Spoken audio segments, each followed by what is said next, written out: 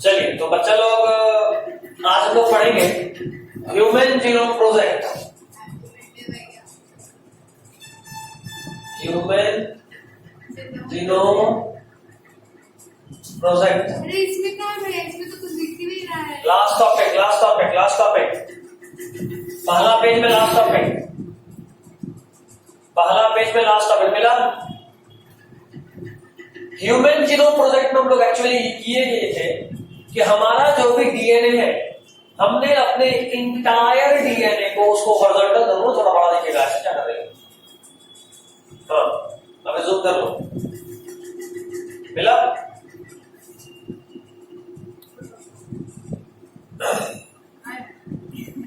अरे auto rotate on कर। नहीं मेरे फोन में ऐसे इस वाले से घूम जाता है। वही तो नहीं, ऑटो रोटेट ऑन रहेगा तभी घूमेगा। नहीं ऐसे भी घूम जाते हैं गैलरी में। लाओ सब इंजीनियर लोग हो गया। हाँ अब घूमेगा, देखो घूमा। सारे इंजीनियर लोग मेरे ही क्लास में। तो ह्यूमन जीनोम प्रोजेक्ट एक ऐसा प्रोजेक्ट था जिसमें हम लोग ह्यूमन के डीएनए के हर एक जीन को सीक्वेंस किए थे कि क्रोमोसोम नंबर 1 पे इतने सारे जीन्स हैं, ये जीन है, इस जीन से ये होता है, इस जीन में इतना बेस पेयर है, ये सबसे बड़ा जीन है, ये सबसे छोटा जीन है, इस तरह से पूरा। ठीक, सबसे पहले तो जीनोम कहते किसको है? तो हैप्लॉइड नंबर ऑफ क्रोमोसोम को जीनोम बोलते हैं। हैप्लॉइड नंबर ऑफ क्रोमोसोम को जीनोम बोलते हैं। ह्यूमन जीनोम में टोटल 23 क्रोमोसोम्स हैं, नंबर में नहीं पेयर में। कितने क्रोमोसोम? 23। और नंबर में कितना हो गया? 46। ह्यूमन जीनोम प्रोजेक्ट एक बहुत बड़ा प्रोजेक्ट था, बहुत बड़ा, इतना बड़ा कि कोई एक देश अकेले नहीं कर पाया। अमेरिका, जापान, रशिया, इस तरह का बड़ा बड़ा कंट्री सब आपस में मिलके इसको किया, क्योंकि ये बहुत बड़ा यानी बहुत महंगा और बहुत टाइम कंज्यूमिंग प्रोजेक्ट था। कैसे महंगा? बहुत महंगा था। कैसे? डीएनए को सीक्वेंस करने में जो खर्चा आ रहा था उसकी वजह से बड़े महंगा। साइंटिस्ट का चार्ज आता था। डीएनए को सीक्वेंस करने के लिए केमिकल चाहिए, साइंटिस्ट का नंबर चाहिए, मशीन चाहिए, इन सब की वजह से इतना महंगा कि अमेरिका का देश भी अकेले करने की हालत में नहीं था। कंपनी क्या, एक किसी के बस का बात नहीं था, 3-4 देश को लगना पड़ा, और 3 जगह बहुत देश लगा। जो उसके लिए चाहिए था उसको पहले उसका कंपनी बनाना पड़ता था, उस कंपनी में मैन्युफैक्चर होता होगा। हर चीज आपको, सामान चाहिए था, आपको मशीन चाहिए था, आपको सीक्वेंसर चाहिए थे, आपको साइंटिस्ट चाहिए थे, आपको डीएनए चाहिए था, आपको इतने सारे केमिकल्स चाहिए थे। और ये कितना लंबा था इसका अंदाजा आप इसी से लगा सकते हैं कि पूरे ह्यूमन जीनोम को सीक्वेंस करने में टोटल कितना साल लगा पता है?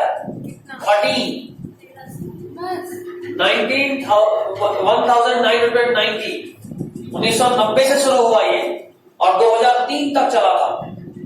मतलब हमारे अंदर सोचो कितना जीन है कि उसको केवल नंबरिंग करने में 13 साल लग गया, और ये कोई एक साइंटिस्ट नहीं कर रहा था, बहुत बड़ा टीम था साइंटिस्ट का, बहुत बड़ा टीम, हजारों के नंबर में।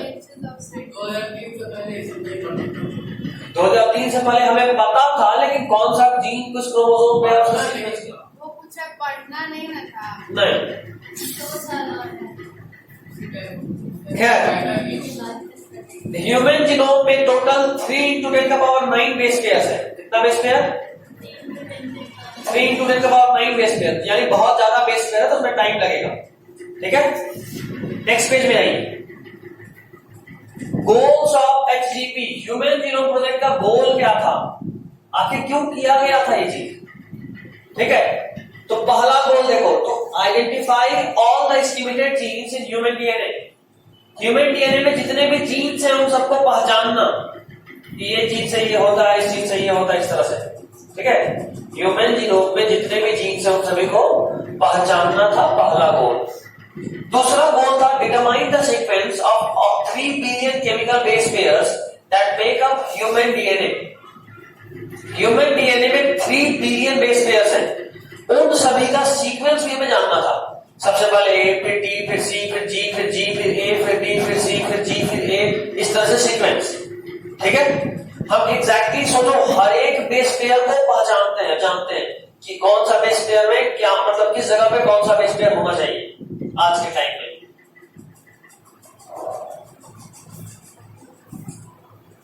सोचो ना, पूरा पूरा डीएनए, थाउजेंड्स ऑफ साइंटिस्ट, खरबों में पैसा और बड़े बड़े सुपर कंप्यूटर से पूरे को सीक्वेंस करना और स्टोर करना डाटा, फिर भी 13 साल लगा। हाँ सर, इसलिए कंप्लीट हुआ पता है क्यों? 2003 में यूएसएन में मैं आई थी ना, हाँ। मेरा बर्थ हुआ था, that's why। भाई बात एकदम सही है। साइंटिस्ट लोग थक गया, बोला बच्चा का था, मुसीबत आ गया है, सरकार के भी कोई फायदा नहीं है क्योंकि ये म्यूटेंट है, सारा दिन आगे पीछे हो गया है। अच्छा, वो भी आ जाता है। Oh my God। कोई बात नहीं। अगला पॉइंट, उसके बाद जो हुआ, ये सारे इंफॉर्मेशन को डाटाबेस में स्टोर करना चाहिए। सब बात है 3 लाख बेस पेयर को, कोई 3 बिलियन बेस पेयर को कोई भी याद तो रख नहीं सकता है, तो उसको डाटाबेस में स्टोर करना पड़ता है कि यहां से यहां तक का base pair gene number this है, इससे ये चीज होता है, इसके बाद ये जीन है, उसका बेस पेयर इतना है, इससे ये होता है, ये क्रोमोसोम नंबर 1 पे है, 2 पे है, इस तरह से सारा स्टोर डाटा इंफॉर्मेशन स्टोर करना। Next point is improve tools for data analysis. यानी उस वक्त हमारे पास जो भी टूल्स था, टूल से मेरा मतलब है जो भी तरीका था डाटा को एनालाइज करने का। जैसे देखो, कोई कभी हॉलीवुड मूवी चोर वाला देखते होंगे, कभी देखे हो गलती से, तो पुलिस को ज्यादा कुछ नहीं करना, वो केवल एक फोटो लेता है, कंप्यूटर में डालता है और सर्च कर देता है, इस आदमी को सर्च करो, तो साल में जितना भी सीसीटीवी कैमरा है वो सारा सीसीटीवी कैमरा उस फेस को मैच करता है, जहां पे फेस मैच करके वहां आइडेंटिफाई हो गया, पुलिस पहुंच गया। ये क्या पहले था? नहीं था ना। कहने का मेरा मतलब ये है कि अब हम डाटा को, क्योंकि देखो उस फेस का डाटा स्टोर हो रहा है, उसको एनालाइज करने का, कब क्या इंफॉर्मेशन हमको चाहिए, उसको एनालाइज करने का टूल भी बेहतर है। अभी हम लोग बहुत सारे तरीकों से उसको एनालाइज कर सकते हैं। Okay, next is transfer related technologies to other sectors. जैसे खुद सोचो, आज हम लोग इतना जटिल ऑपरेशन, इतना कॉम्प्लिकेटेड ऑपरेशंस करते हैं कंप्यूटर के हेल्प से।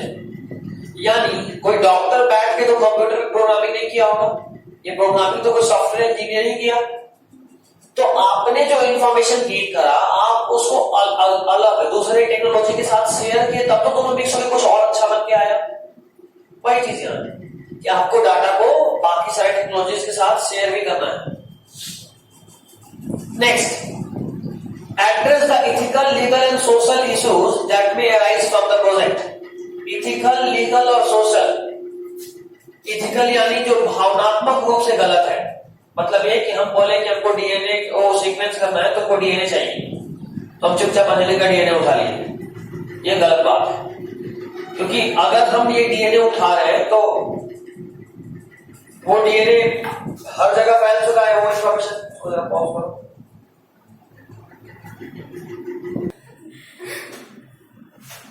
चलिए, तो हम लोग पढ़ रहे थे कि इथिकल, जैसे अभी हम बोले थे कि अंजलि का डीएनए हम यूज कर लिए। अभी मान लो इसके जीनोम में कोई बीमारी होगा, कोई बीमारी नहीं मेरे। अगर का बात है, इफ नहीं है, सही बात है, बट इफ, हाँ, तो अगर इफ वाला भी कंडीशन हो और हम मान लो सीक्वेंस किए, तो वो बीमारी सामने आया तो पूरा दुनिया जाना, तो पूरा दुनिया को बताना किसी का पॉजिटिव बीमारी, क्या सही बात है? इथिकली गलत है।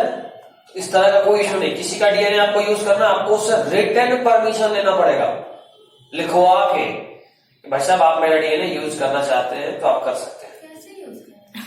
आई मीन कि इसे ह्यूमन जीनोम प्रोजेक्ट में, और डीएनए सब बचाना मतलब ये नहीं कहीं डीएनए दे दिए, नहीं नहीं नहीं, वेरी रिस्की। जब तक आपको 110% भरोसा नहीं हो। लेगा कैसे कोई? ब्लड ले लिया, आ गया डीएनए, सेल से एक बाल ले लिया, एक टबड़ा मारा, तुम्हारा कितना डीएनए हाथ में चिपक गया? तो हर जगह डीएनए होगा तो पूछने का क्या जरूरत है? यूज नहीं कर सकते। किसी का गाड़ी सामने में रखा हुआ लेके चल लोगे, समझ रही हो बात है, लेकिन we can not use it. दूसरा बात लीगल। अब हम अंजलि का डीएनए दिए और किसी को टपकाए और वहां पे इसका सेल्स छोड़ दिए, फॉरेंसिक पे कौन फंसेगा? Very good. तो ये लीगल इश्यूज हुआ। क्या क्या सब रिकॉर्ड हो रहा है, ठीक है ना? तो इसे तो बता रहा हूँ कि गलत बात है, इश्यूज है। सीबीआई को जाके दे देंगे वैसे। And third is social issue. अब आप किसी का डीएनए लिए और उसको मिलाकर एक बच्चा ही जन्म करा दिए, बच्चा अभी वो क्या मतलब समझे नहीं, क्या बोले? डीएनए का मतलब सेल लिए, हाँ तुम्हारे डीएनए को किसी जाइगोट में डाले हाँ या किसी और के एग में डाले और फिर उसको किसी और के स्पर्म से मिलाकर एक बच्चे को जन्म करा दिए। अब जो बच्चा जन्म लिया उसकी जेनेटिक मदर तो तुम हुई, लेकिन ये अब इथिकल बोल रहा हूं, सोशल इश्यू आ गया। भाई बच्चे को पता ही नहीं मेरी मां कौन है, मेरा बाप कौन है, आप उसको जन्म करा दिए, तो ये सोशल इश्यूज है। तो कुछ भी आ सकता है। क्या ऐसा भी होता है? कुछ भी हो सकता है। This is science. क्रिस 3 नहीं देखी? हाँ देखें, सब तो पागल है। पागल है, हाँ कर सकती हूँ।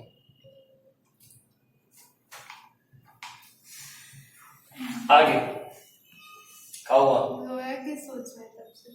सोच रही तुम ठीक हो ना, बस नहीं तो वो कंफर्म कर रही थी, उसको पता था कि तुम ठीक हो, मन में कंफर्म कर रही थी कि हाँ वो ठीक ही है ना। कुर्सी डालिए ना। चोट बहुत ज्यादा चोट है, पता है, पैर पे कहीं नो, करके देखे टेस्ट। ट्राई करो, कपड़ा बहुत मोटा है। रिटर्न मत करो।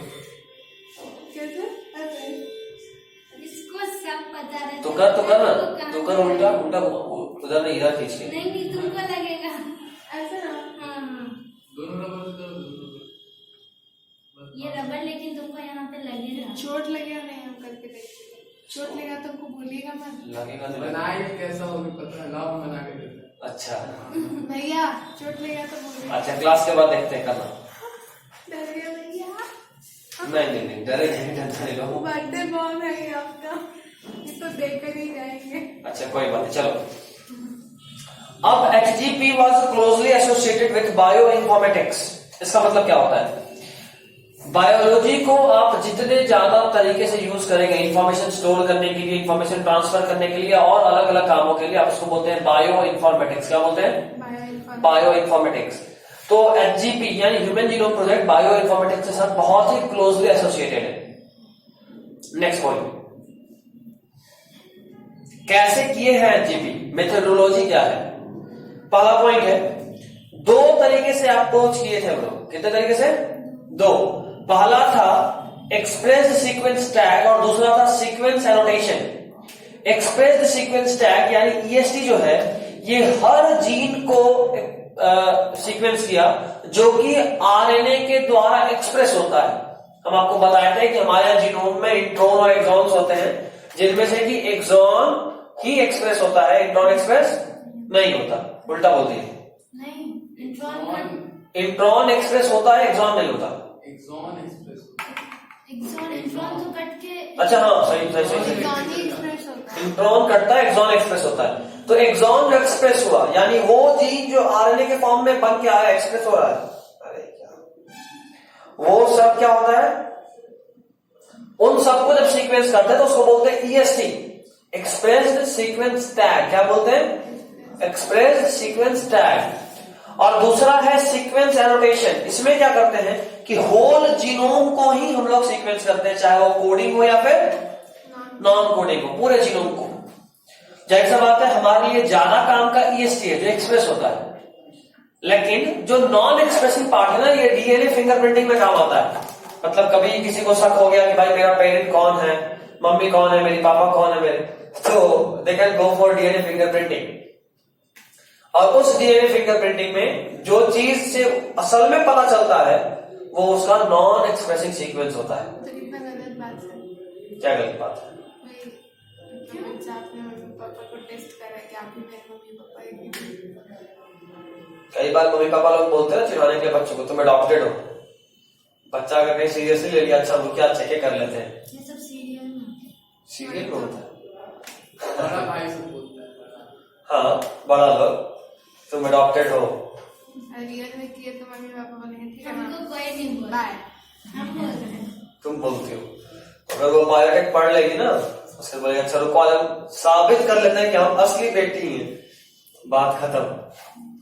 और सीधा जीनोम सीक्वेंसिंग करके साबित कर देगी। उसको हम लोग बोलते हैं ये तो दिल्ली में ऐसे ही बोलते हैं। खैर कोई नहीं। कल दोपहर में हम अपने लिए एक ब्लैक ब्लेजर लेने गए थे। एक्चुअली ब्लेजर लेने गए थे, भाई ब्लेजर इस बार लेना है, तो ब्लेजर लेने के लिए हमको कपड़ा पसंद करने में बहुत दिक्कत होता है। तो हम सब दोस्त लोगों को कॉल करना शुरू किए। तो उस दिन जो आई थी याद है, हाँ, सबको कॉल करते ऑलमोस्ट सब बिजी आ रही थी, तो इसको कॉल की तो ये फ्री थी। बोले अच्छा ठीक है, जा आंटी के पास, आंटी से बात, बोले आंटी चला पसंद कराई वीडियो कॉल पे। आंटी पसंद करा रही थी, उसकी मम्मी। तो उसके बाद हुआ कि भाई मेरा कल उसके भाई का बर्थडे था और आज मेरा बर्थडे। तो बोले कि मम्मी कल देखो, कल इसका बर्थडे। तो आंटी बोलती कि अच्छा बेटा बोलो क्या बना के भिजवा दे, तुम जो बोलोगे वो बना के तेरे लिए भिजवा दे। तो बोलती है उसके लिए बनाएगी, मेरे लिए नहीं। तो बोले तुम अडॉप्टेड हो ना, इसीलिए हम ज्यादा क्लोज हैं। तो वही बात याद आ गया अभी, अडॉप्टेड जो भी लोग हो अगर कभी सीरियसली नहीं छोड़ते हैं ना मतलब, अच्छा तंग करने में बहन जो ज्यादा क्लोज हो। आज मेरी बहन कॉलेज में थे, खूब तंग कर रहे थे। सामने में मैम थी, उन्हीं को दे दी मैम बात करी, मेरी छोटी बहन है। 5 मिनट में क्या कर रही बाबू, ये पढ़ रहा, अच्छा अच्छा अच्छा ये जानती हूँ। थोड़ा देर में खुद ही फोन करके मैं थोड़ा काम में आ रहा है, जा रहा है, खुद ही निकल ली। तो I know how to handle people, है ना। मतलब मैम वो सोच रही हूँ कि बताओ नहीं, हमको लाके दे दिया। वो भी सोच रही हूँ भैया बहुत भयानक वाले चैंट है। जैसे ही पार्टी का पहली बार बोली, जाके मैम को फोन दे दिए, मैम मेरी छोटी बहन आपसे बात करना चाहती है। नहीं कंजूस आदमी कम बेटी थी। अगला तो एक्सप्रेस सीक्वेंस टैग हो गया EST, और दूसरा हुआ सीक्वेंस एनोटेशन। इसका मतलब होता है कि हमको भी ये लास्ट पेज है ना। इसके बाद जैसे पहला पेज में एक छोटा सा पैराग्राफ था, वैसे ही पैराग्राफ है अगले पेज में भी। तो उसके बाद हम लोग पढ़े सीक्वेंस एनोटेशन, जिसमें हम लोग पूरे जीनोम को ही कॉपी करते हैं। नेक्स्ट इज प्रोसीड्यूर, कैसे करते हैं देखो। सबसे पहले आप टोटल डीएनए को निकाले सेल से। कैसे निकाले, प्लांट सेल मान लो, सबसे पहले सेल वॉल डाइजेस्ट करेंगे। सेल वॉल सेलुलोज का होता है, हम सेल्यूलेज डालेंगे एंजाइम, बताए थे एज मतलब वो चीज उस चीज को डाइजेस्ट कर देगा। डीएनए को डाइजेस्ट करने के लिए डीएनए, आरएनए को आरएनएज, प्रोटीन को प्रोटीएज। सेल वॉल है सेलुलोज का, सेल्यूलेज प्रोटीएज, प्रोटीएज या पेप्टाइडेज भी होता है। तो सेल वॉल सेलुलोज का तो सेल्यूलेज यूज करेंगे, सेल वॉल गया। उसके बाद डीएन न्यूक्लियस आया, न्यूक्लियर लाइसोम को एक डाल दिया तोड़ फोड़ के, पूरा साइटोप्लाज्म गया, बचा न्यूक्लियस। न्यूक्लियस से न्यूक्लियर मेम्ब्रेन को हटाया तो पूरा डीएनए, प्रोटीन और आरएनए बाहर आ गया। अब हम पहले आरएनएज मिलाए तो आरएनए गया, फिर प्रोटीएज मिलाए प्रोटीन में गया। अब जो बच गया वो क्या है, सिर्फ डीएनए, बाकी सबको तो डाइजेस्ट कर दिए हैं। बुझाई, अरे यार एक बार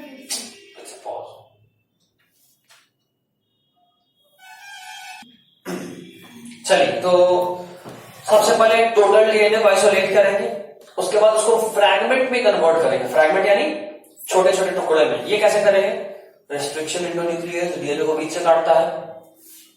रेस्ट्रिक्शन इंडोन्यूक्लियस एक ऐसा एंजाइम है जो डीएनए को बीच से, बायोटेक में इसमें भी आया था ना। बायोटेक अभी तक नहीं देखे, कोई बात नहीं, बायोटेक भी देखना है आपको, देखिएगा। उसके बाद हम पढ़ाएंगे भी, अगर दिक्कत हुआ तो दोबारा से। तो मतलब जैसे जनरल क्लास में पढ़ाते हैं वैसे पढ़ाएंगे अगर दिक्कत हुआ तो। नहीं तो आप कोशिश कीजिएगा कि जल्दी निकल जाए, क्योंकि हम चाहते हैं कि आपको टाइम मिले कि आप 11th पढ़ सकिए। क्लास बंद नहीं होगा, बायोलॉजी बंद होगा, ठीक है ना, क्लास बंद नहीं होगा। फिजिक्स क्योंकि अभी लंबा है तो फिजिक्स चलेगा, और फिजिक्स के साथ साथ हम 11th में आपको टाइम देंगे, साथ में टाइम रहेगा। कोशिश करेंगे कि आप एलिमेंट एक साइड से रिवाइज करके पूछते चलिए। मैं जल्दी छोड़ दीजिए मैम। 4:30 पहले नहीं। चलो, तो डीएनए को छोटे छोटे फ्रैगमेंट में कन्वर्ट किए, उसके बाद उसको सुटेबल होस्ट में क्लोन किए। देखो, हाँ, ये डीएनए था, डीएनए को काटे, स्मॉलर फ्रैगमेंट में कन्वर्ट किए। जब डीएनए को स्मॉलर फ्रैगमेंट में कन्वर्ट कर देते हैं तो जो सबसे जरूरी चीज होता है वो ये कि जो डीएनए है, क्योंकि आपके पास एक ही टुकड़ा है हर टाइप का, हर मतलब जैसे मान लो इतना बड़ा डीएनए था, 1 काटे 2 काटे 3 काटे, तो ये 1 2 3 4 हर तरफ का सिर्फ एक ही टुकड़ा है। तो आप क्या करते हो, इन सबको किसी वेक्टर में डालते हो। वेक्टर यानी वो ऑर्गेनिज्म जिसके बॉडी में इन सबका कॉपी तैयार होगा। कॉपी मतलब क्लोन्स, इस तरह का और भी डीएनए सीक्वेंस सेम। और ये कैसे होता है, जैसे मान लो ये बैक्टीरिया है, ये इसका जीनोम, मान लो अगर हम इस 1 वाले को इस जीनोम में जोड़ दें किसी भी तरीके से, तो जब ये वाला पार्ट नेचुरली रेप्लिकेट करेगा तो साथ में ये भी हो जाएगा। इस तरह से मल्टीपल कॉपी, हजारों हजार कॉपी बनाकर तैयार कर लेते हैं। और इसके पीछे मेरा मास्टर प्लान यही होता है कि मेरे पास हर फ्रैगमेंट का मल्टीपल कॉपी होना चाहिए कि अगर कुछ गड़बड़ी हुआ तो 1 बेकार हो, 2 बेकार हो, 10 बेकार हो, लेकिन फिर भी मेरे पास बहुत सारा स्टॉक में है। ठीक, क्योंकि यहां तक पहुंचने के लिए मैं बहुत मेहनत की है। डीएनए यूं थोड़ा ना आइसोलेट हो गया था, पहले सेल वॉल हटाया, साइटोप्लाज्म हटाया, न्यूक्लियोलस हटाया, फिर प्रोटीन हटाया, फिर आरएनए हटाया, फिर डीएनए मिला। तो ये लंबा प्रोसेस था। तो हम नहीं चाहते कि हमको किसी भी तरीके से मेरा कोई फ्रैगमेंट खराब हो और हमको दोबारा से मेहनत करना पड़े। ठीक है, अगला है cloning suitable host for amplification. Amplification यानी making multiple copies. Then fragments are sequenced using automated DNA sequencer.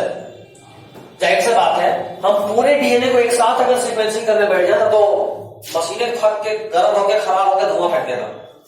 इतना बड़ा होता है डीएनए। खराब हो जाएगा। नहीं, हम पूरा डिटेल में समझा रहे हैं ना। तो हम क्या किए, इस डीएनए को मल्टीपल कॉपीज में कन्वर्ट किए। पहले इतना को क्लोन मतलब सीक्वेंस किए, फिर इतना को किए, फिर इतना को किए, फिर इतना को किए। समझे, डीएनए बहुत बड़ा मॉलिक्यूल है, 3 बिलियन बेस पेयर्स, बहुत ज्यादा होता है। मिलियन पे नहीं, बिलियन। बताया ना क्या होगा, मशीन पहले खराब होगा, फिर गर्म होगा, फिर धुआं फेंकेगा। क्या है, बात को आगे बढ़ाते हैं। तो अच्छा, ये जो सीक्वेंसिंग होता है ये ऑटोमेटेड डीएनए सीक्वेंसर से होता है। नहीं, पहले गर्म होगा, फिर धुआं, फिर खराब होगा। नहीं रे, वो अंजलि का मशीन था। पहले खराब हुआ, फिर गर्म हुआ, फिर धुआं फेंका। खराब के बाद तो ठंडा हो जाएगा। नहीं ना, शॉर्ट सर्किट। अंजलि ब्लास्ट किया, फिर धुआं फेंका। ये तो अपना थ्योरी अलग लगा। तू बॉम्ब में सीक्वेंस कर रहा था, ब्लास्ट किया। फैजान रूल होता है, फैजान रूल नहीं होता है कुछ। अरे हम पढ़ाई उसका रूल का बात कर रहे हैं। हम भी उसी के रूल का बात कर रहे हैं। फैजान नाम है उसका, फैजान नहीं नाम है। तो रख देते हैं, फैजान नाम है ना तुम्हारा? फैजान, फैजान रूल। क्या था वैसे फैजान रूल? हाँ, क्या था? उसमें इलेक्ट्रॉन को मतलब का माइंड ब्लोइंग है। स्पिन अपोजिट स्पिन में अरेंजमेंट करो। मिस जोया, हम नहीं पढ़े 11th। वाओ। हमसे तो कोई उम्मीद मत रखिएगा, मेरा तो क्लियर एकदम। एंड मिस रिचा, नहीं ये सीधा मुंडी हिला देती, बोल के भी एनर्जी काहे को वेस्ट करना। सीधा सा बात है, बात एटीपी बचाती है। सीधा सा बात है। क्या दानिश से पूछो, हमसे क्या पूछना? तो आप क्यों पूछे क्वेश्चन? पे क्यों पूछे? दानिश से कोई पूछने दीजिए क्वेश्चन। क्या आप भी तो पढ़ रहे हैं ना। हाँ, गुड क्वेश्चन, बताओ। जल्दी पढ़ाई अब हम तुमको बता रहे हैं, तुम गलत हो। चैप्टर नंबर 4 में पढ़ा था फैजान रूल। वो इलेक्ट्रॉन के अपनी तरफ अट्रैक्ट होने की एबिलिटी में बेस्ड था। नहीं है मेरे मैराथन। तुम जो बोल रहे हो वो हॉकन्स लॉ है। हाँ सॉरी हुड्स लॉ, हाँ कुछ भी मतलब हक्कल लॉ नहीं लॉ है, कुछ भी घुसा देते हैं ना, हक्कल लॉ भी है, कुछ भी। हाँ हक्कल लॉ भी है, हॉर्स भी, वो जो स्पिन वाला। हाँ स्पिन वाला वो हुड्स। भैया जल्दी पढ़े, मेरा मैराथन स्टार्ट होने वाला है। मैरिज मैराथन कैसा वाला मैराथन भाई? वो आप नहीं समझेगा, चलिए जल्दी पढ़ाइए। कोई कर ले मैरिज हो करने लगी, बोल के भाई जल्दी पढ़ी, मेरा मैरिज है। मतलब किससे? एक विनोद कुमार। चलो आगे, तो उसको सीक्वेंस किया, ऑटोमेटेड डीएनए सीक्वेंसेस है। उसके बाद उस सीक्वेंस को हम अरेंज किए ओवरलैपिंग रीजन के बेसिस पे। अरेंज किए से मेरा मतलब है कि अभी हम पहले इसको सीक्वेंस किए थे, फिर इसको किए, फिर इसको किए, फिर इसको सीक्वेंस किए, तो हम उसको एक लाइन से सरिया है। इसका सीक्वेंसिंग सेकंड नंबर पे रखे, इसका सीक्वेंसिंग फर्स्ट नंबर पे, फिर थर्ड नंबर पे, फिर फोर्थ नंबर पे ऐसे रखे, ठीक है। तो इन सभी को अरेंज करे थे। अगला point, alignment of sequence using computer programs, genetic and physical maps of the genome were generated using information on polymorphism of restriction endonuclease restriction sites and some repetitive DNA sequence. इसका मतलब अंजलि समझाएगी। क्या? चलो जो है तुम समझाओ। क्या? कौन सा लाइन? कैसा? Genetic and physical map on the genome were generated using information on polymorphism. तो लंबा लाइन है पीछे का। चलिए हम भी समझा देते हैं, आप लोगों के बस के बाहर का चीज है।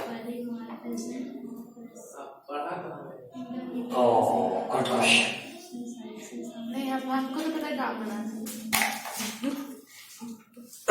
चलिए हम आपको समझा दें। जेनेटिक और फिजिकल मैप जनरेट हुआ। ये जैसे मान लो यहाँ था ATGC, यहाँ था CCC GAT, यहाँ था ATUL भी बताओ, अच्छा लगता। चलो कोई नहीं, सी ठीक।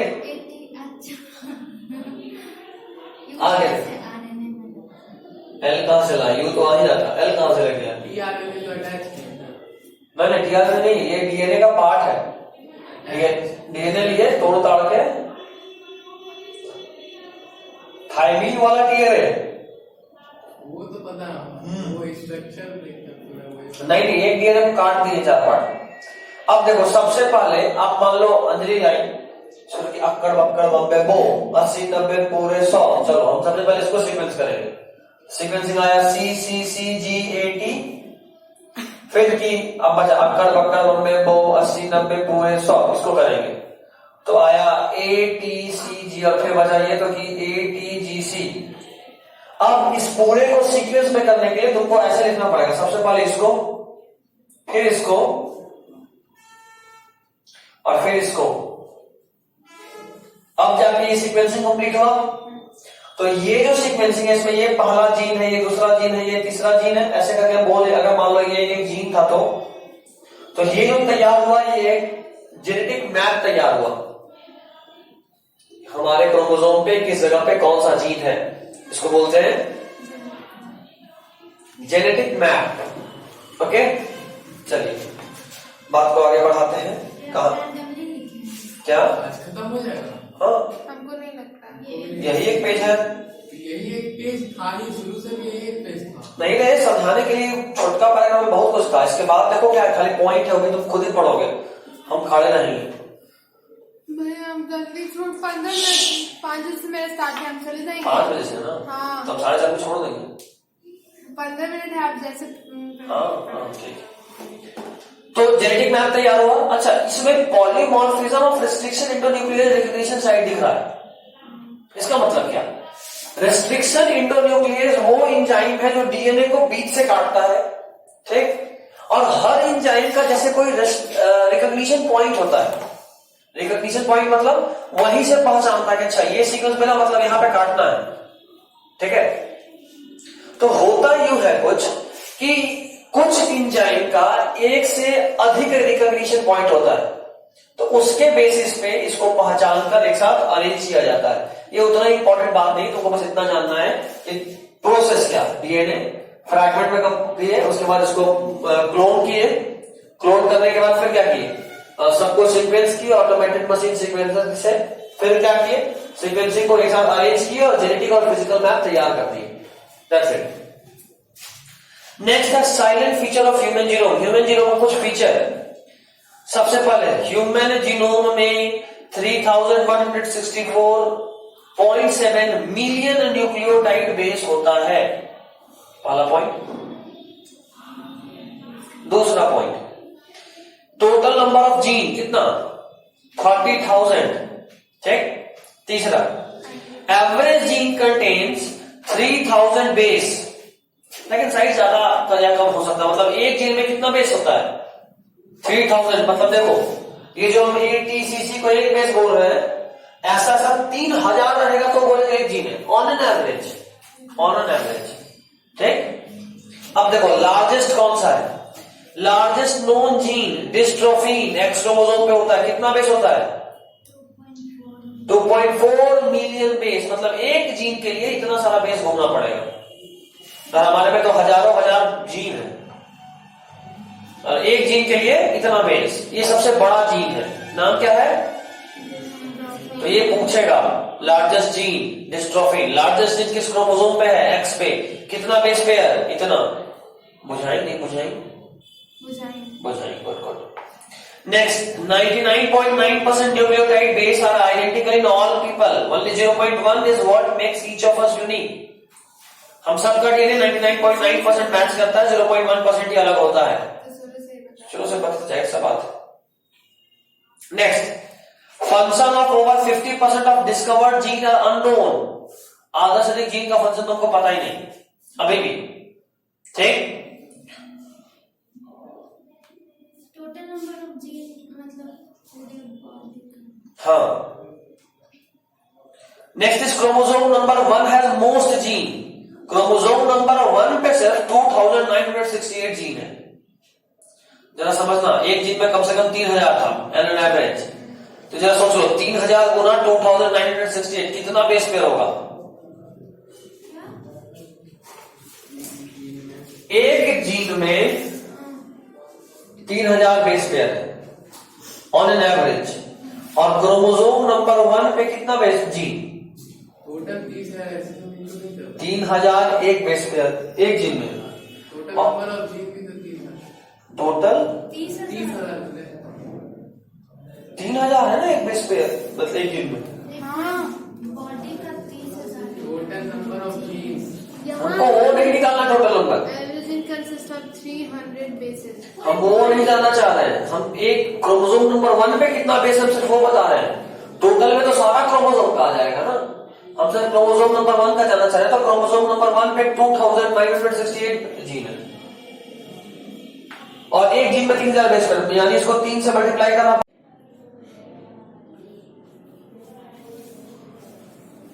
सिर्फ क्रोमोसोम नंबर 1 पे 79,04,000 जीन बेस पेयर है, सिर्फ क्रोमोसोम नंबर 1 पे। तो कितना ज्यादा है आपको समझ में आ रहा होगा, है ना। पूरे बॉडी का तो 30,000। पूरे बॉडी में 30,000 जीन, जिसमें से 2,968 जीन सिर्फ क्रोमोसोम नंबर 1 पे है, और बाकी जो 28 मतलब 27,000 बच रहा है ऑन एन एवरेज, वो सब बाकी सब पे, समझे। चलिए, सबसे छोटा जीन क्रोमोसोम नंबर Y पे है, सॉरी क्रोमोसोम नंबर Y में सबसे कम जीन है, कितना, 231 जीन है, बेस पेयर नहीं बोल रहा हूं, जीन है। Next point, less than 2% of genome codes for protein. Total genome में से 2% से कम ही प्रोटीन को कोडिंग करता है, ठीक। Next point, repeated sequence make up very large portion of human genome. Human genome में रिपीटेड सीक्वेंस होता है, ATCCG, ATCCG, ATCCG, ATCCG, ऐसे करके मान लो रिपीटेड हजारों हजार बार रिपीट करता है। तो ये क्रोमोसोम ये जो इस तरह का रिपीटेड सीक्वेंस है, ये जीनोम का बहुत बड़ा पोर्शन कवर करता है। और repetitive sequence are stretches of DNA sequence that are repeated many times. They are no direct coding function, but they shed light on chromosome structure, dynamics and evolution. यानी जैसे मान लो ATCCG तुम्हारे में बहुत बार repeat किया है, और ATCCG चिंपैंजी में भी रिपीट किया है, यानी ये कि हम और चिंपैंजी कभी ना कभी सेम रहे होंगे, तभी हमारा DNA में सेम चीज रिपीट कर रहा है। प्रोटीन अलग हो सकता है, क्यों, क्योंकि अगर प्रोटीन हम दोनों अलग है, यानी हम दोनों में कुछ अलग तरह का प्रोटीन, अलग तरह का स्ट्रक्चर होगा, तो जो कोड कर रहा है उसमें तो डिफरेंस होगा ही होगा, तभी तो हम दोनों अलग हैं। जो नॉन कोडिंग है उसमें अक्सर सिमिलरिटी मिल जाता है। और इसीलिए हम बोले कि अगर किसी को शक हो कि भाई मेरे पेरेंट कौन है, अडॉप्टेड है या नहीं है, तो you can go for DNA fingerprinting. वहां पर चेक क्या होगा, non repetitive sequence, sorry non coding sequence. जो डीएनए को कोड, जो प्रोटीन को कोड नहीं करता, क्योंकि वो चेंज नहीं होगा, वो आप पे और आपके पेरेंट्स में ऑलमोस्ट सेम मिल जाएगा, 99.99% सेम। समझ रहे हो आप? ओके ओके ओके, 9% तो ऐसे भी हाँ, तो 99.99 मतलब 0.1% सेम होना, अलग होना, और 0.01% अलग होना 100 गुना कम हो जाता है, 100 गुना का अंतर है, 10.5 गुना का अंतर है। बुझा नहीं? आगे कहां थे? हाँ, about 1.4 million locations where single base pair difference occur in human base DNA difference. हाँ, यानी हमारे पूरे, मतलब मान लो मेरा और अंजलि का डीएनए को मैच करे, तो हम दोनों के डीएनए में ऑलमोस्ट 1.4 मिलियन लोकेशन ऐसा होगा जहां पे ATCCG मेरा है, उसका ATTTG है, मतलब सिर्फ एक बेस पेयर का डिफरेंस। ठीक, ऐसा बहुत जगह, ऑलमोस्ट 1.4 मिलियन ऐसा लोकेशन है, ठीक, जहां सिर्फ एक बेस पेयर का अंतर है। नेक्स्ट, अबाउट 1.4 मिलियन सिंगल, अच्छा इसको बोलते हैं SNP, सिंगल न्यूक्लियोटाइड पॉलीमॉर्फिज्म या SNP। SNP का फुल फॉर्म पूछ सकता है, इंपॉर्टेंट है ये। SNP का फुल फॉर्म क्या है? सिंगल न्यूक्लियोटाइड पॉलीमॉर्फिज्म, यानी मतलब सिर्फ किसी एक न्यूक्लियोटाइड में चेंज होना, अलग होना, सिर्फ एक न्यूक्लियोटाइड का अलग होना। ठीक है, यहां तक कोई दिक्कत है? चलिए, डीएनए फिंगरप्रिंटिंग ये एक टेक्निक है जो कि आइडेंटिफाई किया करता है सिमिलरिटीज और dissimilarities of DNA fragments of two individual. जरा इसको समझ लेते हैं, बात यहीं पे खत्म हो जाएगा, बाकी आप रीड कीजिएगा। अब डीएनए फिंगरप्रिंटिंग पूरा बोर्ड में बता रहे हैं, बहुत सिंपल सा बात है, बहुत सिंपल सा बात है। चलो मैच करना है डीएनए। यहां पे सबसे पहले अल्फाबेटिकली किसका नाम आता है? ए हम ही दोनों है, एन। इसको बोलते हैं लॉजिकली सेम कर देना। ये अंजलि का डीएनए और ये उसकी मम्मी का डीएनए, क्या बहन, अंजलि सिस्टर, छोटी वाली। कोई और बड़ी नहीं मेरे। इसलिए तो बता दी छोटी वाली, कहीं कंफ्यूज हो जाओ भाई मेरी बड़ी बहन भी कहां से आ गई, मेरी तो बड़ी बहन है ही नहीं सर। खैर, अब डीएनए को मैच करना है। सबसे पहले दोनों का एक एक सेल लिए, उसको तोड़ तोड़ के बहुत सारा टुकड़ा बनाए। ठीक, या एक काम करते हैं, चलो अंजलि को हटाते हैं। अंजलि बहुत बड़ी फॉरेंसिक एक्सपर्ट बन गई है, मतलब लेट इट भी, बनेगी नहीं पता, हमको भरोसा है कि छोड़ो क्या बोलना, लेट इट भी। तो वो किसी बहुत बड़े क्राइम सीन पे गई और जो डेड बॉडी था उसका डीएनए निकाली। उसके बाद पुलिस खूब सारा इन्वेस्टिगेशन किया और 3 आदमी पे शक है उसको, बाकी 3 लोग ही बचा ना, तो 3 आदमी पे शक है। इन्हीं में से कोई एक कांड किए हुए भाई, वो सबका डीएनए मिली। ये डीएनए क्राइम सीन से मिला था, मतलब जो मर्डरर रहा होगा, क्राइम सीन पे 2 ही आदमी का डीएनए मिलने का चांसेस है, एक जो मर्डरर होगा और एक जो मरा होगा, ताकि ऐसा तो नहीं होगा कि बैठ गया हाँ मारने आइए, कुछ मारा पीटी भागा भागी हुआ होगा, तो जाहिर सी बात है बहुत जगह सेल्स बिखरा होगा, खून बिखरा होगा, तो डीएनए मिल सकता तुरंत। तो क्राइम सीन पे हमको 2 डीएनए मिला, 2 में से एक तो जो विक्टिम था जो मरा उसी का था, तो मिला के क्या ही फायदा। दूसरा वाला एक अलग डीएनए, उसको लिए 3 सस्पेक्ट का डीएनए, 1 2 3 तीनों का डीएनए निकाल लिए, सबको तोड़ दिए इस तरीके से, छोटे छोटे फ्रैगमेंट्स में कन्वर्ट कर दिए। उसके बाद सबके डीएनए को क्लोन करके बहुत सारा मल्टीपल कॉपीज तैयार कर दिए। अब मेरे पास इसका मान लो 100 सेट है, इसका भी 100, इसका भी 100, इसका भी 100। तो हम क्या किए, इस पूरे एक्सपेरिमेंट को 5 जगह कर रहे हैं। कितने जगह कर रहे हैं? 5, मेरा मन कर रहा है 5 या 6 जगह। 6 is my birthday, 5 is my birthday, आप 5 ही जगह करिएगा। अच्छा हाँ, सिर्फ सस्पेक्ट तो भी हो, मतलब इंस्पेक्टर तो नहीं हो इस केस की, तो 5 जगह नहीं, मेरा मन 3 जगह करेंगे। ठीक, इसको बोलते हैं एग्रोज जेल। हम इसका पिक आपको असली वाला एग्रोज जेल का पिक अपने लैब से खींच के दिखाएंगे, ठीक है। एग्रोज जेल, यहां पे कुछ कुछ गड्ढा बना होता है। क्या बना होता है? इस गड्ढा को क्या बोलते हैं? वेल, कुआं, ठीक। इन सब में डीएनए भर दिए। एक डीएनए जो हमको क्राइम सीन से मिला और ये 3 डीएनए सस्पेक्ट का, ठीक। ये क्राइम सीन वाला, ये सस्पेक्ट 1, सस्पेक्ट 2, सस्पेक्ट 3, ठीक। सारे डीएनए को सेम इंजाइम से काटे हैं और आपको पता होना चाहिए इंजाइम में साइज देख के नहीं काटना। अच्छा, एक बिता हो गया, आप काट दो ना, वो सीक्वेंस देखता है। जहां AATTC मिल गया काट देंगे। मान लो अगर वो इंजाइम AATTC ढूंढ के काट रहा होगा तो काट देगा। तो चलो मान लो इस डीएनए में यहाँ पे AATTC है, इसमें यहाँ पे है, इसमें यहाँ है और इसमें यहाँ 2 जगह, और इसमें इस वाले एकदम सीधा यहाँ काटा। जाहिर सा बात है, अगर ये दोनों डीएनए सेम होगा तो इंजाइम सेम तरीके से काटेगा, मतलब सेम साइज का फ्रैगमेंट बनेगा। क्या आपको डीएनए दिखेगा नहीं, बहुत छोटा होता है। डाल दिए, ठीक। डीएनए पॉजिटिवली चार्ज या नेगेटिवली चार्ज?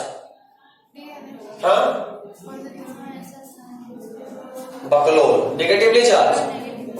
डीएनए कैसा होता है? आजा आजा पीछे बैठ जाना।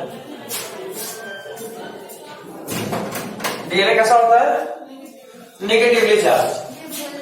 तो इस तरफ नेगेटिव डालेंगे चार्ज, मतलब करंट का नेगेटिव, और इस तरफ पॉजिटिव सब में, तो आपको समझ में आएगा ये नेगेटिव वाला इसको ढकेलेगा और पॉजिटिव वाला खींचेगा, तो ये जो डीएनए वो धीरे धीरे आगे बढ़ना चालू हो जाएगा, ठीक। अब हमको एक बात बताओ, तुम में से सबको हम 4 न्यूटन के फोर्स से ढकेलना चाहते हैं सेम टाइम के लिए। तो जो सबसे हल्का होगा वो सबसे आगे ढकलाएगा, जो सबसे भारी होगा वो हिलवे नहीं करेगा। हो सकता क्या हो सकता, थोड़ा थोड़ा 2-4 कदम मिले। थोड़ी देर के बाद ये डीएनए अलग अलग जगह पे पहुंच जाएगा।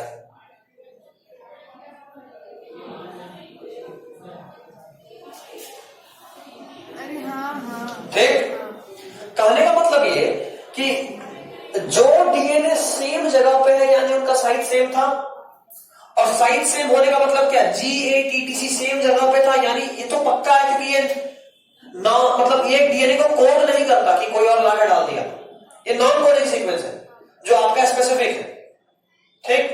तो मैच जहां कर गया, अच्छा एक जगह मान लो गलती से मैच हो सकता है, सारे में गलती से मैच होगा, ये पॉसिबल नहीं। तो मतलब ये कि अच्छा ये वाला डीएनए इससे मिल गया, मतलब एक डीएनए जो टपका था उसका था, एक और डीएनए कोई बाहरी का था, और वो यही है। जाहिर सी बात है, चांसेस है कि यही ठोका होगा, ठीक। ये है डीएनए फिंगरप्रिंटिंग, इसी से लोग मैच करते हैं। अब किसी को मदर फादर वाला लीगल इशू सॉल्व करना है, वो भी यही करेगा, अपना डीएनए और मदर फादर जो सस्पेक्ट मदर फादर है उसका डीएनए सही रख लेगा, जिससे मैच कर गई है सेम है, ठीक। यह डीएनए फिंगरप्रिंटिंग पूरा पढ़ लीजिएगा, समझ में आ जाएगा। एक बार हम उसके बाद का टॉपिक स्पीड कर दे रहे हैं। 2 मिनट हो गया हमेशा होने लगती है। डीएनए फिंगरप्रिंटिंग का बेसिस क्या है? सबसे पहला बेसिस है इसका VNTR, variable number of tandem repeat. ये नॉन कोडिंग सीक्वेंस है जो कि रिपीट होता है किसी भी डीएनए में। VNTR एक नॉन कोडिंग सीक्वेंस है जो रिपीट होता है किसी भी डीएनए में, और ये स्पेसिफिक होता है। जैसे मान लो मेरे पूर्वजों में GGGT रिपीट हो रहा था, तो वो मेरे पूर्वज में था, उसके बाद उनके बाद आया, उनके बाद आया, उनके बाद आया, उनके बाद ऐसा करते हुए मेरे में भी आया हुआ है, और कुछ चेंज मेरे में नया हुआ होगा। मान लो GGT को बदल के हो गया GGTA, मेरे 5 हो गया, तो ये मेरे को स्पेसिफिसिटी प्रोवाइड करा। GGTT तो मेरे पापा भी होंगी, बाबा भी होंगे, हम GGTA हैं। उसी तरह कुछ चेंज मेरे फादर में आया होगा, तो जो उनमें था वो मेरे में तो आया ही आया, लेकिन मेरे में कुछ नया भी आया। यही हमको स्पेसिफिसिटी प्रोवाइड करता है, ठीक। Number of repeats is specific from person to person, हर लोगों के लिए अलग अलग होता है, स्पेसिफिक होता है। The size of VNTR varies from 0.1 to 20 KB। VNTR का साइज 0.1 से 20 KB के बीच में होता है, kilobyte. Repetitive DNA are separated from bulk genomic DNA as different peaks during density gradient centrifugation. जब इसको सेंट्रीफ्यूग करते हैं यानी बहुत जोर जोर से घुमाते हैं तो जो रेपिटेटिव डीएनए सीक्वेंस है वो अलग हो जाता है क्योंकि उसका डेंसिटी अलग होता है। Next point, bulk of DNA forms major peak and other small peaks are called satellite DNA. Satellite DNA आप सब जानते हैं ना, क्रोमोसोम के ऊपर सैटेलाइट डीएनए था, SATNOR रीजन याद आ रहा है? कुछ क्रोमोसोम ऐसा होता था, याद करो जरा, याद करो वो दिन, हाँ याद आया? हाँ तो ये वाला हमें तो बोल रहे सैटेलाइट डीएनए, ये था नॉर, न्यूक्लियस ऑर्गेनाइजिंग रीजन, सब एलिमेंट बोल चुके हो सब। क्या?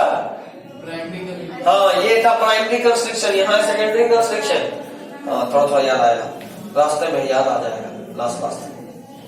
खैर ये समझ गए। सब समझ। उसके बाद और भी कुछ यहाँ है समझाने को। चलो ये तो हो गया डीएनए का process. Application of DNA fingerprinting. अच्छा एप्लीकेशन अगले पेज पे है। चलो बाकी सब बता चुका हूँ। एंड किसी को फिजिक्स में पूछना है कुछ? अगर आपको पूछना है तो आप अभी पूछ सकते हैं, क्लास अभी थोड़ा देर के बाद 10 मिनट के बाद 11 वाला शुरू करेंगे, उसके बाद फिर पूछ सकते हैं।